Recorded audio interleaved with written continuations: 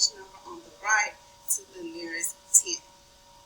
So let's take a moment and practice plotting the numbers on the number line, locating the midpoints.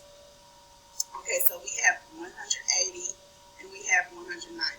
So I know that my midpoint has to be 185 because 185 is halfway between 180 and 190. So this is my benchmark, 185. Okay, now I have two endpoints, 100 and 200.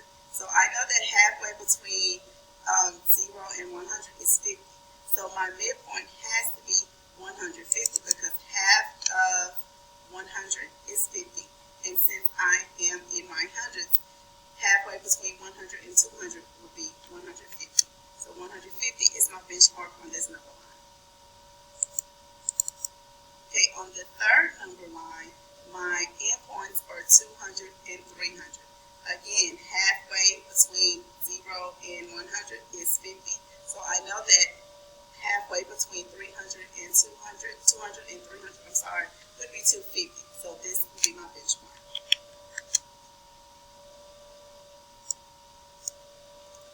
Okay, I'm going to give you a few minutes to think about where would I plot 187 on my number line. If I'm trying to round 187 to the nearest 10, where should I place it on the number line to figure out which 10 is it closest to? Is it closer to 180, the 10 of 80, or is it closer to the 10 of 90? For 116, which 10 is it closest to? Is it closest to 100? Is it closest to 200? Is it closest to 150? Think about it. Decide where should you plot it.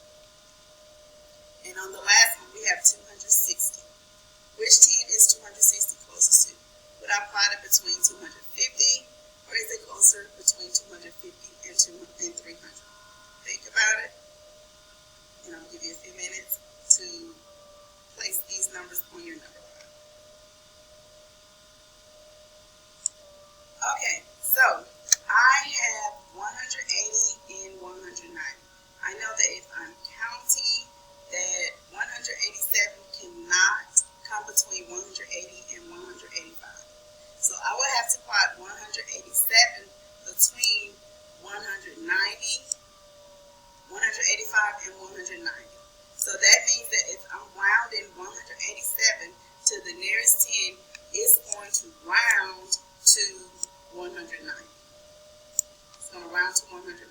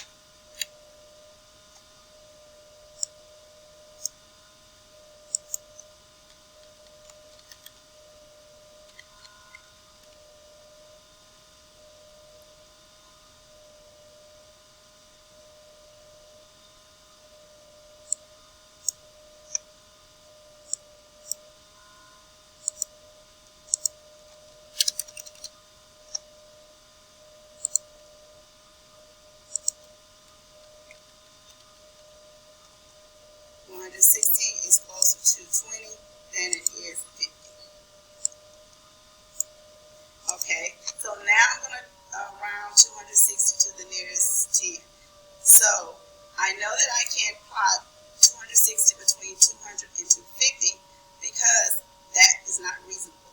5 or 50 is greater than 60. So 260 is closer to 250, and 260 will actually stay at its own 10. It'll stay at its own 10. It's not going to round up to another 10 nor down. It will stay at its own 10.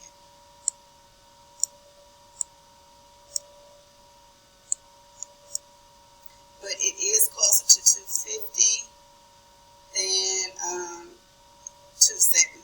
But it won't change because it's already at a 10, so it will stay at 260. Now we're going to practice rounding numbers to the nearest 100. So we're going to figure out first where we should plot our numbers on our number line, and then we need to determine which 100 it's closest to. So we have 150, which is our midpoint, our benchmark between 100 and 200. We have our benchmark for 200 and 300, which is 250, and we also have our benchmark for our endpoints 400 and 500, which is 450. So we're going to round 167 to the nearest 100. So if I round it to the nearest 100, I know that I need to plot 167.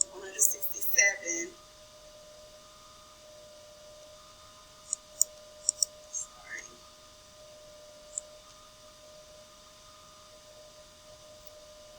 Here. I need to plot 167 here because if this is 150, then I know right here is 160. And then the next one will be 170. So 167 will fall in between 160 and 170. I'm rounding it to the nearest 100. So if I see the position of where I have plotted 167, I can see that 167 is closer to 200 than it is to 100. So 167 will round to 200.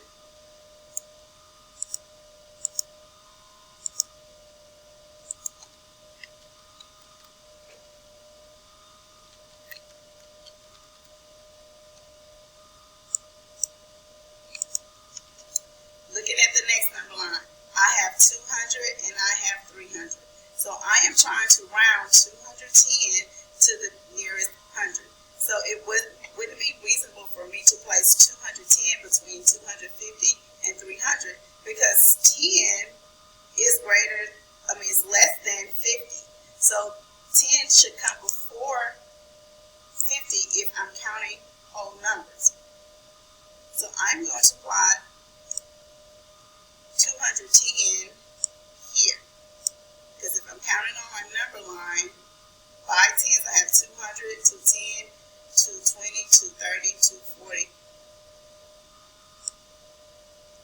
210 would plot here. So therefore 210 is closer to, will round to 200 because it's closer to 200 than it is 300. And so my last one, 462, I am trying to round 462 to the nearest 100. It is unreasonable for me to plot 462 between 400 and 450 because 60, looking at place value again, 60 is greater than 50. It should come after 50. So I am going to plot it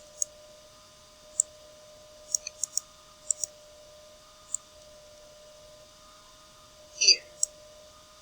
462 will plot there.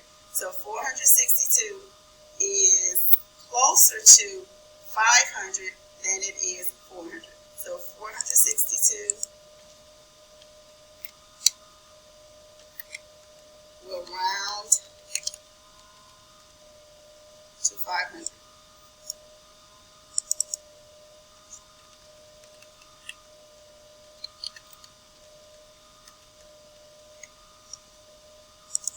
And here, I need to write the 200.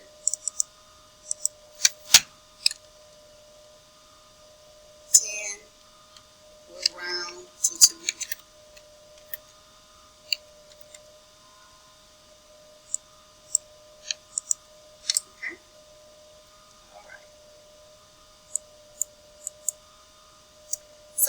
what did you learn today?